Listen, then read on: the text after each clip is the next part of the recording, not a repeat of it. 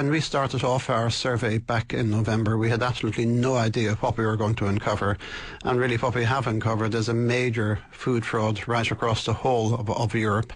And it's gone as far afield as Hong Kong. So amazed isn't in it. What prompted you to carry out tests in the first place? Look, it's part of the normal work that we actually do, believe it or not. We do monitoring and surveillance of the food supply all the time. Why we chose beef products? Well, we were looking at, a topic to do this authenticity work on. And, if you were to commit a fraud with meat, the type of products you would produce would be, meat wrapped up in pastry, meat with a potato topping, meat in a burger where everything is minced up, and the consumer hasn't a clue what they're getting, and they rely on such products to be labelled and labelled correctly.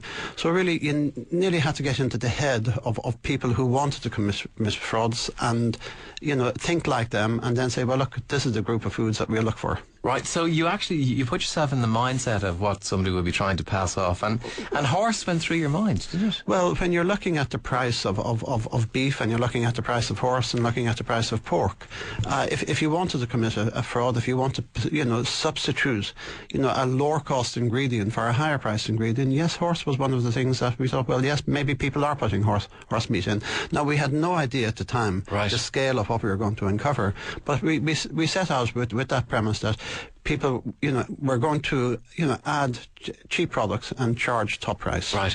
But you did specifically have to test to see is horse DNA in it. It's not like you did a wide-ranging scan that developed. You went seeking horse meat. Yeah, well, we went out and we took, just bought in supermarkets around Dublin. We took a range of different products. There were salamis, there were processed meat products, burgers, and we tested them all for horse meat, for pork meat, and for beef meat.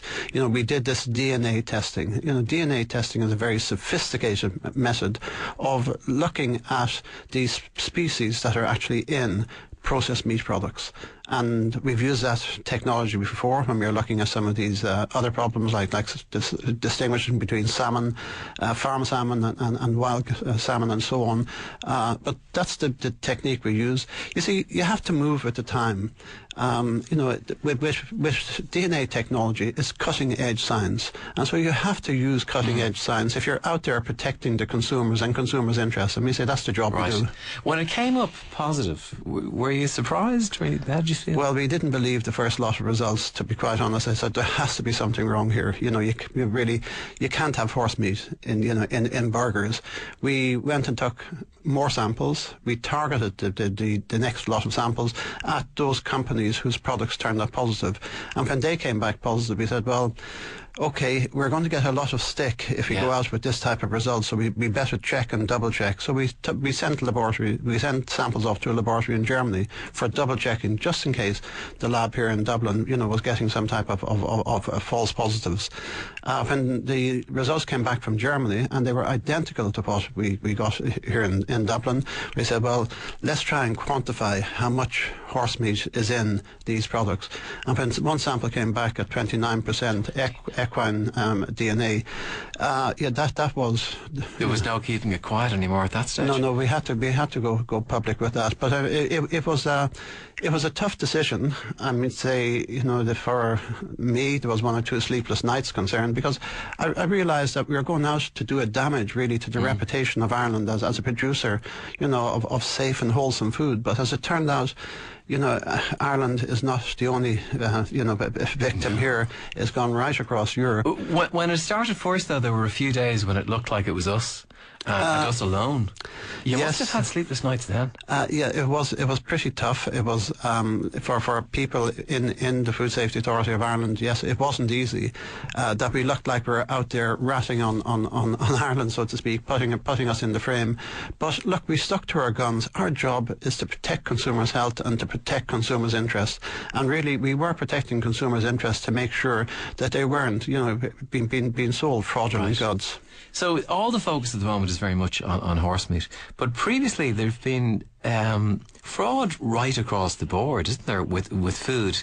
How confident can you be that something is what it's supposed to be? Well, look, there's always been fraud in the food trade. In any trade for that matter. Let me say fake watches you can get in your holidays and so on. Let me say that's always there. But respect to food, most recently we had a case in the Czech Republic where I think around 20 people died from drinking fake spirits, fake vodka. We've had huge problems with the addition of things like melamine to baby food in China.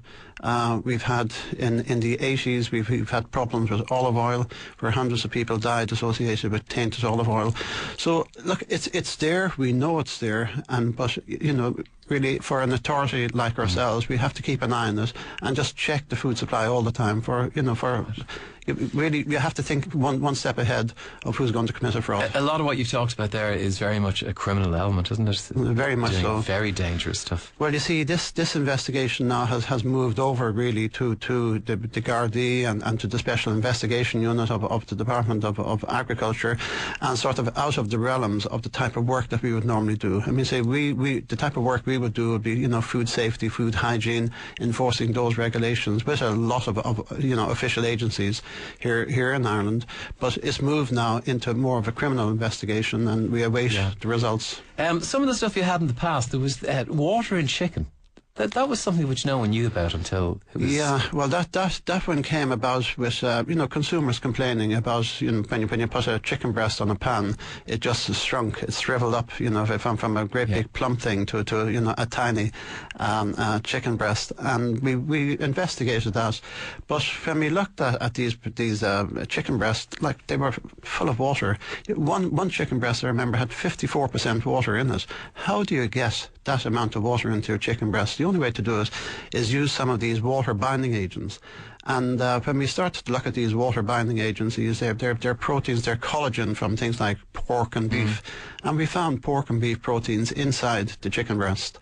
And again, using this DNA technology for detecting, such proteins, and there we had a huge scam that led to, changes in European Union regulations, to protect the consumers. But it's real detective work, isn't it?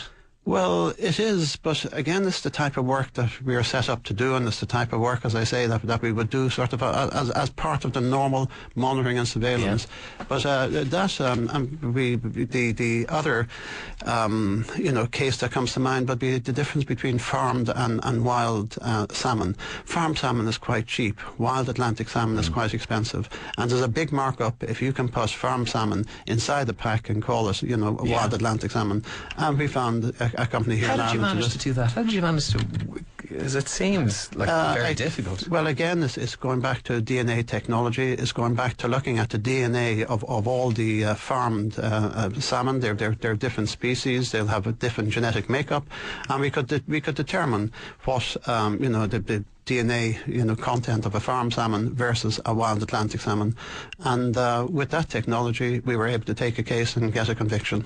And when that happens, that product is off the shelf immediately. Well, it was for sure in that case, but it was just a small one instant. But I think it's a wake-up call for the industry that you have a regulatory agency like the Food Safety Authority keeping an eye on things, checking, and keeping everybody on the right side of the law. A lot of people worried about how much trust they can put into situations. People are asking us, particularly in chippers, if you went into a chipper, can you be if you're getting something in a piece of batter, it says it's Ray, but... Well, again, it's when you take a head and tail off a fish and you skin the fish and you put it inside batter, you have no idea what you're buying.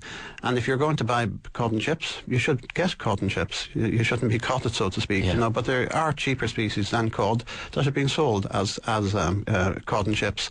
And we went out and looked at that, and again we issued a warning to all of those who are trading these type of products really to clean up their acts. And as far as I'm aware, things have got better.